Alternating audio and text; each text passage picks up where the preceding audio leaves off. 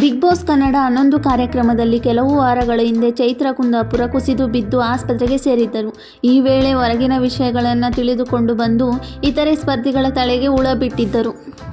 ಈ ಘಟನೆಯ ಬಳಿಕ ಟಾಸ್ಕ್ಗಳ ವೇಳೆ ರೆಬಲ್ ಆಗಿದ್ದ ಚೈತ್ರ ಉತ್ತಮ ಕಳಪೆ ಕೊಡುವ ಸಂದರ್ಭದಲ್ಲಿ ಎಲ್ಲರ ಬಳಿ ಚೆನ್ನಾಗಿ ಮಾತನಾಡಿಕೊಂಡು ಇರುತ್ತಿದ್ದರು.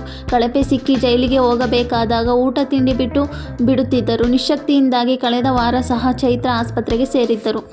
ಚೈತ್ರ ಅವರ ಈ ಪ್ಯಾಟರ್ನ್ ಗಮನಿಸಿದ ಕಿಚ್ಚ ಸುದೀಪ್, ನಿಮ್ಮ ಆರೋಗ್ಯ ನಿಜ ಇರಬಹುದು, ಆದರೆ ಒಂದು ಪ್ಯಾಟರ್ನ್ ಕಾಣಿಸ್ತಾ ಇದೆ ಎಂದು ಬೆಟ್ಟು ಮಾಡಿ ತೋರಿಸಿದ್ದರು. ಸರಿ ಎಂಬಂತೆ ಕಳೆದ ವಾರದಲ್ಲಿ ಅನಾರೋಗ್ಯದಿಂದ ಬಳಲುತ್ತಿದ್ದ ಚೈತ್ರ ಕುಂದಾಪುರ ವೀಕೆಂಡ್ ಸಂಚಿಕೆಗಳ ಚಿತ್ರೀಕರಣ ಮುಗಿಯುತ್ತಿದ್ದ ಹಾಗೆ ಫುಲ್ ಚಾರ್ಜ್ ಆಗಿ ಬಿಟ್ಟಿದ್ದಾರೆ. ರಜತ್ ಜೊತೆ ಚೈತ್ರ ಕುಂದಾಪುರ ಜಗಳಕ್ಕೆ ಬಿದ್ದಿದ್ದಾರೆ. ಅಡುಗೆ ಮನೆಯಲ್ಲಿ ರಜತ್ ಕೆಲಸ ಮಾಡುತ್ತಿದ್ದರೆ ಚೈತ್ರ ಗಲೀಜು ಮಾಡುತ್ತಿದ್ದಾರೆ. ಇದನ್ನು ಕಂಡು ರೊಚ್ಚಿಗೆದ್ದ ರಜತ್, ನಾನು ಕೆಲಸ ಮಾಡ್ತಿದ್ರೆ ಚೈತ್ರ ಬಂದು ಗಲೀಜು ಮಾಡ್ತಿದ್ದಾರೆ, ನೆನ್ನೆ ಚಳಿ ಜ್ವರ ಬಂದಿತ್ತಲ್ವಾ ಅಂತ ಆಗ ರಜತ್ ಪ್ರಶ್ನೆ ಹಾಕಿದ್ದಾರೆ. ಇದು ಇಂದು ಬಿಡುಗಡೆಯಾಗಿರುವ ಪ್ರೋಮೋದಲ್ಲಿದೆ.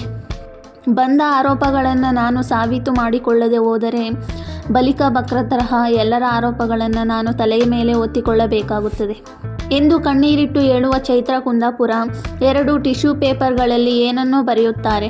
ಆನಂತರ ಆ ಟಿಶ್ಯೂ ಪೇಪರ್ಗಳನ್ನು ಎತ್ತುಕೊಂಡು ಹೋಗಿ ದೇವಿಯ 2 ಕೈಗಳ ಮೇಲೆ ಇಡುತ್ತಾರೆ.